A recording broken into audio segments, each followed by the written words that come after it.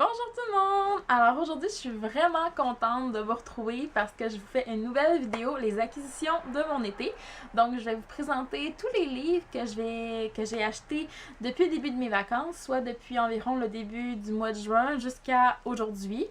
Donc mi-juillet environ, donc c'est environ la moitié de mon été. Donc j'ai acheté 11 livres en tout, plus une autre chose que je vais vous montrer en dernier. Donc, je vais commencer tout de suite à vous montrer un petit peu par ordre chronologique ce que j'ai acheté depuis le début de l'été. Donc, ce que j'ai acheté en premier, c'est Delirium, le tome 3 de Lauren Oliver. Donc, je suis vraiment contente de pouvoir avoir acheté ce tome-là.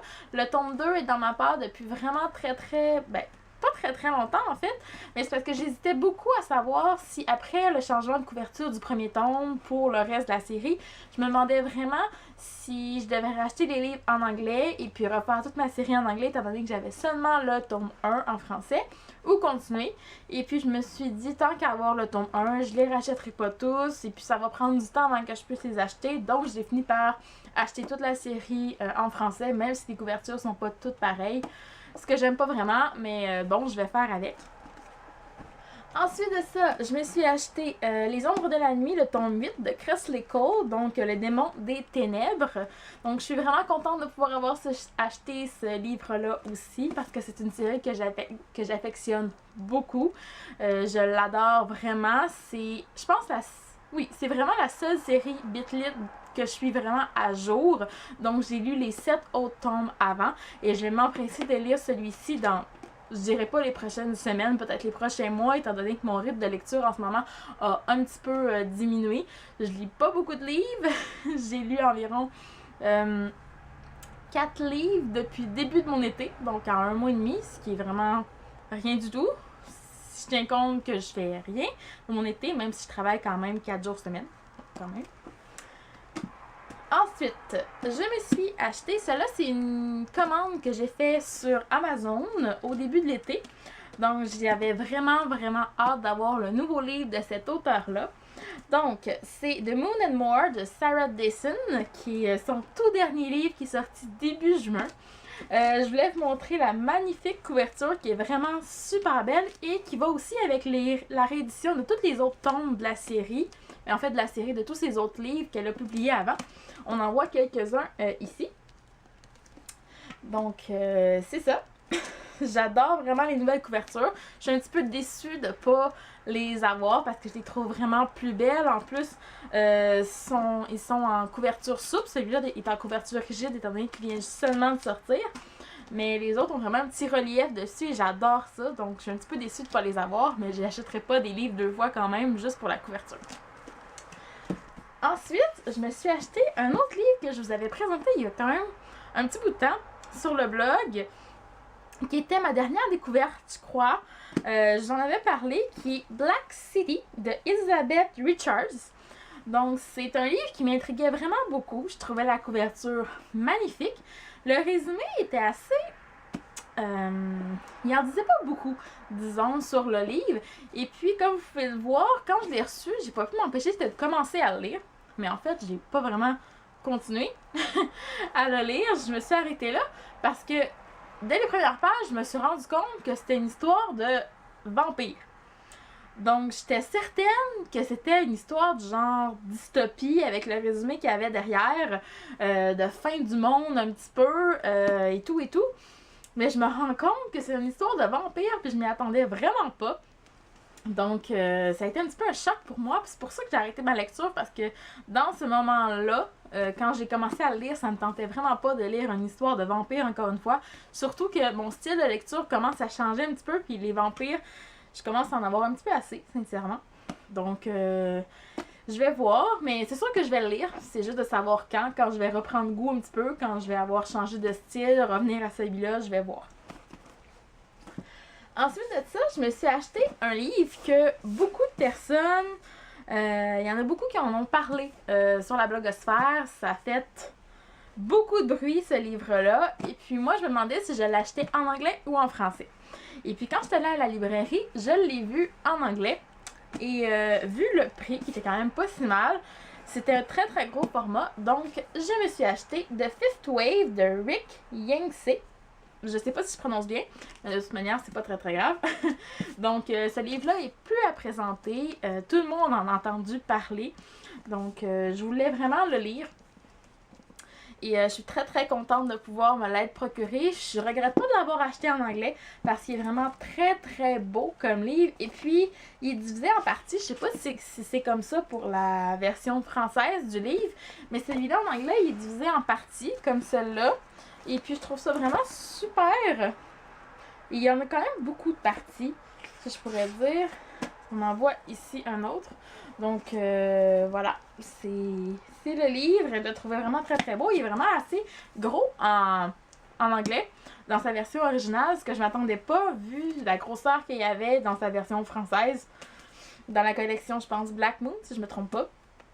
Donc, ça va être à découvrir très très bientôt. Je me suis retenue de pas le lire quand je l'ai acheté.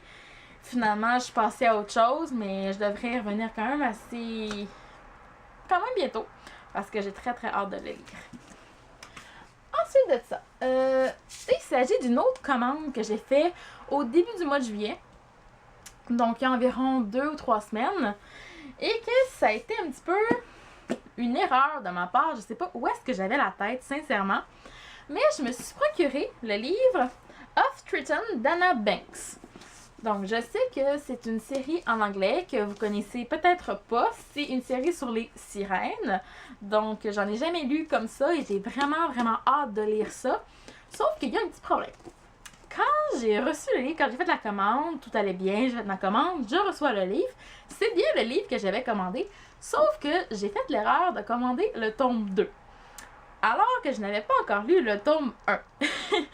C'est pas très très futé de ma part, je dirais. Là. Le tome 1, c'est Off Poseidon, celui-là. Donc, je me retrouve avec le tome 2 sans le tome 1. C'était pas très très futé de ma part, comme j'ai dit tout à l'heure. Mais la couverture est quand même très très belle. Et j'ai vraiment très très hâte de le lire quand même. Je le feuilletais et puis je me disais non Tania, faut pas que tu regardes parce que tu vas te donner des spoilers sur ce qui se passe un petit peu dans le tome 1 puis avec le tome 2, donc je voulais pas lire. Donc c'est ça. Donc erreur de ma part d'avoir acheté le tome 2 avant même d'avoir lu le tome 1. Ensuite, dans ma commande, j'ai aussi acheté The Edge of Never de J.A. Renmersky. Donc, c'est un livre aussi en anglais. En fait, ce livre-là, je l'ai déjà lu. Je l'avais trouvé en e-book cet hiver et je l'avais totalement dévoré. Donc, j'étais pas très très certaine au début d'aimer. C'est pour ça que je l'avais trouvé en e-book, que je l'avais lu. Et puis comme j'ai vraiment adoré ce livre-là, qui est vraiment un coup de cœur, j'ai pas fait la chronique sur mon blog parce que, comme vous avez pu le remarquer, je fais plus vraiment de chronique. Il faut que je me ressaisisse, que je trouve un petit peu, que je remette à jour un petit peu le blog, que je me trouve une nouvelle motivation. Donc c'est un petit travail que je vais devoir faire. Mais je vous dis sincèrement, ce livre-là, c'est un petit trésor, un vrai bijou.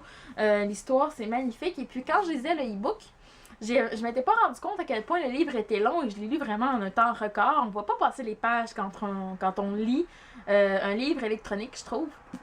Et puis quand je l'ai reçu et que j'ai vu qu'il était quand même assez épais, il fait dans les 500 pages. Donc c'est quand même une bonne brique. Et puis quand je l'ai feuilleté, j'ai remarqué aussi à la fin qu'il y avait une petite histoire, une petite partie en plus que je n'avais pas lu avec la version e-book. Donc, c'est l'auteur qui a écrit une scène du point de vue de l'autre personnage principal. Dans ce livre-là, on alterne entre les points de vue des deux personnages principaux, donc de Cameron et Andrew. Donc, c'est ça. C'est vraiment super et puis la scène en question était du point de vue de Cameron et il y a beaucoup de fans qui lui avaient demandé de réécrire cette scène-là du point de vue d'Andrew. Donc elle l'a fait, elle l'a mis à la fin du livre et je suis vraiment très très très contente. Je l'ai pas encore lu. Donc, ça va être à lire. C'est une petite partie, c'est quelques pages, peut-être une vingtaine de pages. Donc, je vais vraiment dévorer ça. Ce sera pas très très long. Ensuite, j'ai un autre livre à vous présenter. Ce que j'ai acheté, c'est Une île de Tracy Gravis Graves. C'est un drôle de nom un petit peu, mais bon. Je l'avais vraiment repéré sur les blogs ces derniers temps parce que, comme je l'ai dit un petit peu plus tôt, mon style littéraire commence à changer un petit peu. Je vieillis, je suis rendue à 21 ans, donc un petit peu les livres, quand j'ai commencé à lire, que j'ai repris goût à la lecture, c'était vraiment Twilight, la série Twilight qui m'a vraiment redonné goût à la lecture, mais là je commence un petit peu à en avoir assez, j'ai manque un petit peu de profondeur, si je pourrais dire, dans les livres. Des fois c'est pas assez... C'est pas assez pour moi, c'est plus assez d'avoir juste une petite scène romantique avec juste des personnes qui s'embrassent, on dirait. Mais je suis pas à la recherche de scènes de scènes érotiques non plus, comme je pourrais dire. Il y a beaucoup de livres qui sont faits exactement pour ça. Il y en a que je lis, mais quand même, j'aime ça avoir un petit peu plus de profondeur et de sentiments dans les livres que je lis. Et celui-là, je trouvais que c'était vraiment un très très bon achat pour moi, pour un petit peu faire la transition. Donc j'ai très très très très hâte de les lire. Ça va vraiment faire différent pour moi. Et puis c'est un beau petit livre d'été, comme on est encore juste au mois de juillet. Ensuite, je me suis commandé aussi, celui-là aussi je l'attendais avec vraiment une très très grande impatience. Donc c'est Dirty Little Secret de Jennifer Eccles, qui est son tout dernier livre qui est sorti le 16 juillet dernier, donc ça fait vraiment pas longtemps que je l'ai reçu. Et sincèrement, je le trouve totalement magnifique. La couverture, là, c'est vraiment... J'adore ça. Et puis, j'étais vraiment très très contente quand j'ai vu que ce dernier livre-là, c'était à propos d'une jeune fille qui jouait de la musique. Donc, j'aime vraiment vraiment beaucoup ça quand ça parle de musique, parce que je trouve qu'on parle beaucoup des sentiments des personnages, et puis sachant comment le style de l'auteur, connaissant le style de l'auteur, je suis certaine que ça va être vraiment super comme lecture, que je vais me délecter. Donc j'ai très très hâte de lire ça aussi. Ensuite, j'ai fait des achats aussi aujourd'hui, donc je viens juste de revenir de la librairie.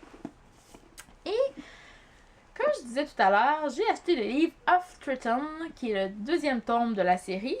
Et en allant à la librairie aujourd'hui, je me suis dit, si je trouve le tome 1, ben je vais l'acheter.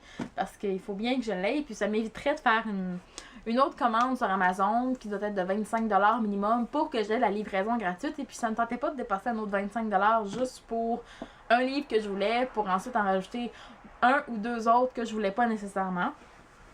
Ou en tout cas pas tout de suite. Donc j'ai fini par le trouver. J'ai été vraiment très très chanceuse. Bon, il est en couverture souple, tandis que l'autre est en couverture rigide. C'est pas très très grave. On dirait que je me fais moins de soucis avec ça depuis quelques temps. Et puis il était juste à 11$, donc c'est vraiment pas très très cher. C'est le prix d'un livre couverture souple en anglais. Donc, je suis vraiment très très contente de pouvoir l'avoir trouvé. Il brille un petit peu. La couverture, c'est vraiment magnifique. Donc, j'ai hâte de pouvoir commencer la série étant donné que j'ai trouvé le tome 1 et que je vais avoir le tome 2 tout de suite après. Donc, si j'accroche vraiment, je vais pouvoir continuer une histoire. Et ensuite, mon dernier tome que je me suis acheté. Dernier livre aujourd'hui. Il s'agit de Pour un tweet avec toi de Teresa Menderos. Qui est vraiment un petit livre que je voulais lire depuis quelques temps. Je l'ai vu sur la blogosphère, je pense au printemps dernier. Il m'avait vraiment fait envie. Et puis comme je disais aussi que mon style change, si je me disais c'est une bonne occasion avec celui-là aussi, c'est un petit livre. Sauf que c'est fou à quel point les livres en anglais et en français, c'est pas vraiment la même tranche de prix, je dirais. Parce que ce petit livre-là m'a coûté 12$, qui est un format poche, en français, totalement ordinaire. Tandis que le livre en anglais Off Poseidon m'a coûté seulement 11$. Donc, vous pouvez voir que c'est quand même une différence, là. C'est de qualité et de prix. Je dis pas que celui-là est pas de qualité, mais quand même, il y a quand même une différence de grosseur, de qualité pour tout ce qui est le papier du livre, etc. Donc, c'est vraiment, on paye pour la traduction en fait. Donc, je trouve ça un petit peu dommage. C'est pour ça que j'achète de plus en plus de livres en anglais. Mais celui-là, il me tentait vraiment beaucoup. Et puis, comme c'est un livre de poche, je me suis dit que j'allais l'acheter quand même. Donc, c'est pas mal tout pour les livres que j'ai achetés depuis le début de l'été. Et je voulais vous présenter une autre petite chose que je me suis achetée. En fait, après avoir regardé la vidéo de Claudia de lecture de livres, qui parlait de justement comment s'organiser sur la blogosphère. Elle parlait un petit peu de beaucoup de carnets qu'on pouvait avoir, etc. Et puis, je me suis dit que c'était une super bonne idée. J'y avais déjà pensé avant, mais je m'étais jamais lancée dans un carnet pour pouvoir un petit peu m'organiser pour les articles, le blog, les vidéos, etc. Donc, j'en ai finalement acheté un. C'est un cahier très simple, mais qui est aussi très pratique parce que je vais vous montrer. C'est vraiment le cahier le plus simple qu'il y a au monde. Sauf que, bon, au début, on a une petite page un petit peu ici pour l'index, un petit peu pour les parties que je veux avoir. Et ce que j'aime de ces cahiers-là, comme vous pouvez voir, c'est des feuilles qu'on peut enlever et remettre à notre guise. Comme ça. Donc, si par exemple, on se crée une série, un petit peu une partie dans notre cahier, qu'on manque de pages, on peut aller en arracher une à un autre endroit et puis la remettre. Donc, je trouve ça vraiment très pratique. Donc, ce cahier-là, il y avait des feuilles lignées avec. Il y avait aussi des feuilles quadrillées comme ça à carreaux. Et puis, il y avait des feuilles blanches aussi. Donc, je trouvais ça super. À la fin aussi, vous pouvez voir qu'il y avait aussi tout ce qu'il faut pour s'organiser dans notre carnet. Donc ça, je trouve ça vraiment très pratique. J'en ai un autre carnet comme ça qui me sert énormément, que j'utilise pour l'école. Donc celui-là, je trouve ça super parce que je peux mettre un petit peu, je peux faire des catégories dans mon cahier. Je peux identifier la tranche de mon cahier. Avec ceux-là, je peux écrire ce que je veux sur le dessus de mon cahier pour identifier à quoi il me sert. Et puis, si je veux faire même un petit répertoire de numéros ou par ordre alphabétique. Et puis, il y a toutes les lettres qu'il me faut ici. Donc, je trouve ça très pratique. Et aussi, il y avait une petite pochette transparente où on peut mettre des choses. Donc, ça aussi, c'est très pratique. Donc, c'est le petit carnet que je sais acheter. Je vais essayer de m'organiser là-dedans pour essayer de créer un petit peu des nouveaux designs, de penser à des nouvelles idées d'articles. Parfois, commencer à écrire des chroniques aussi pendant ma lecture. Comme Claudia mentionnait dans sa vidéo, que c'est quand même assez important de prendre des notes quand on lit, ce que je fais pas habituellement. Et puis, ça fait longtemps aussi, je me dis, je devrais le faire, je devrais traîner un cahier. Mais je le faisais jamais. Mais cette fois-ci, je me suis dit, c'est le moment ou jamais. Donc, je me suis acheté ça et je suis vraiment très contente de mon achat. Ça va vraiment m'aider et puis je vais pouvoir vous pondre plein de petits articles tout nouveaux et puis mettre toutes mes idées là-dedans et garder un petit peu un historique du blog aussi en même temps. Étant donné que tout l'historique que j'avais du blog, comme j'en ai parlé sur ma page Facebook au mois de mars, j'ai été cambriolée chez moi, donc j'ai perdu mon ordinateur. Je me suis fait voler mon ordinateur, appareil photo. Donc c'est pour ça que j'ai un nouvel appareil photo aujourd'hui et que je peux enfin faire une vidéo. Et puis j'ai tout perdu ce que j'avais écrit et fait pour le blog depuis environ 3 ans. Ça me fait vraiment de la peine. Je vais devoir tout refaire, tout recommencer à zéro. Heureusement, il reste encore le blog pour avoir encore toutes les chroniques que j'ai écrites. Toutes les vidéos sont sur YouTube, mais c'est quand même un peu dommage que j'ai perdu tous mes fichiers pour ça.